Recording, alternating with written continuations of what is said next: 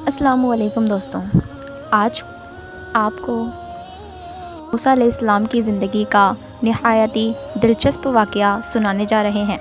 حضرت موسیٰ علیہ السلام اللہ تبارک و تعالیٰ کی ذلیل القدر پیغمبر تھے۔ اللہ تعالیٰ نے حضرت موسیٰ علیہ السلام کو بہت ہی شان اور بلند رتبہ عطا فرمایا تھا۔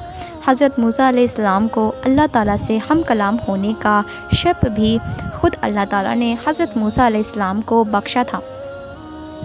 حضرت موسیٰ علیہ السلام اللہ تعالیٰ سے ہم کلام ہوا کرتے تھے، ان سے باتیں کیا کرتے تھے۔ حضرت موسیٰ علیہ السلام کو کوہ طور پر اللہ تعالیٰ سے ہم کلام ہوتے تھے۔ کوہ طور وہ پہاڑ تھا جہاں پر بیٹھ کر حضرت موسیٰ علیہ السلام اللہ تعالیٰ سے باتیں کیا کرتے تھے۔ ایک دن حضرت موسیٰ علیہ السلام کوہ طور پر جا رہے تھے کہ راستے میں انہیں ایک عورت ملتی ہے جو ان کے سامنے بہت رو رہی تھی۔ آپ نے رونے کی وجہ معلوم کی تو وہ عورت کہنے لگی کہ میں بے اولاد ہوں، مجھے کوئی اولاد نہیں ہے۔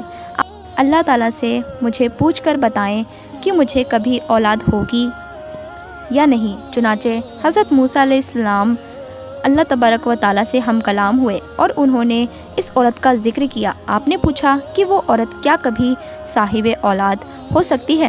اس پر اللہ تعالیٰ فرماتے ہیں کہ نہیں، اس عورت کے نصیب میں کبھی بھی کوئی اولاد نہیں ہے۔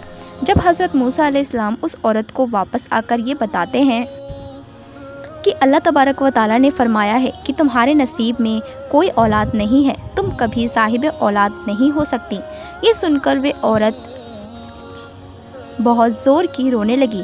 اس کے علاوہ وہ کر بھی کیا سکتی تھی، کوئی چارہ بھی نہیں تھا۔ ایک مرتبہ ایک دن اس عورت کے گھر ایک فقیر آیا۔ اس نے صدا لگائی کہ مجھے بھوک ہے، مجھے کوئی روٹی دے دو۔ وہ عورت اپنے گھر کے باہر آئی تو دیکھا ایک فقیر اس کے گھر کے باہر ہی بیٹھا ہوا تھا۔ تو اس فقیر نے اس عورت سے کہا کہ تم مجھے جتنی بھی روٹیاں کھلاؤ گی، اللہ تعالیٰ تجھے اتنے ہی بیٹے عطا کرے گا۔ اس پر اس عورت نے بہت ہی خوشی سے اس فقیر کو 4 روٹیاں پکا کر کھلائیں۔ اللہ تعالیٰ نے اپنے فضل کرم سے اس عورت کو 4 بیٹے عطا کر دیے۔ یہ عورت اس پر بہت ہی زیادہ خوش تھی۔ ایک دن حضرت موسیٰ علیہ السلام کا گزر اس عورت کے گھر کے قریب سے ہوا۔ اس عورت نے حضرت موسیٰ علیہ السلام کو دیکھا تو وہ آپ سے فرمانے لگی، آپ نے تو مجھے اس دن یہ کہا تھا کہ مجھے کوئی اولاد نہیں ہوگی۔ دیکھیے، یہ میرے 4 بیٹے ہیں، اللہ تعالیٰ نے مجھے 4 بیٹے عطا کیے ہیں۔ حضرت موسیٰ علیہ السلام کو یہ سب کچھ سن کر بہت تعجب ہوا۔ حضرت موسیٰ علیہ السلام کوہ طور پر گئے خدا تعالیٰ سے ہم کلام ہونے۔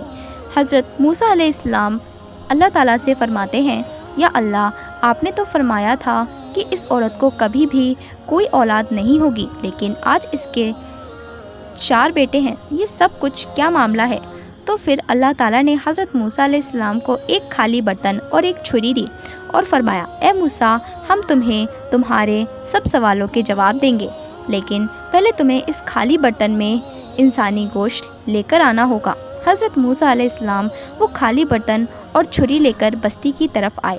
حضرت موسیٰ علیہ السلام نے بستی میں آ کر بستی والوں سے فرمایا، اللہ تبارک و تعالیٰ اس خالی برتن میں انسانی گوشت لینا چاہتے ہیں۔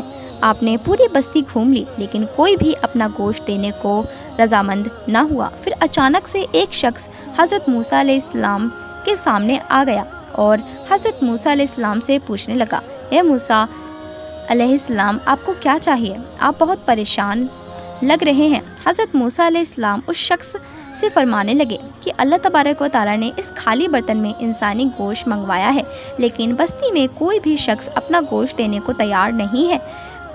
اتنا سنتے ہی اس شخص نے چھری اٹھائی اور اپنے جسم کے مختلف حصوں کو کاٹ کر اس برتن میں بھر دیا، یعنی کہ اپنے جسم کا گوشت اتار کر انسانی گوشت اس برتن میں بھر دیا۔ پھر حضرت موسیٰ علیہ السلام نے انسانی گوشت کا برتن اٹھایا اور کوہ طور پر جا کر وہ برتن اللہ تبارک و تعالیٰ کو دے دیا۔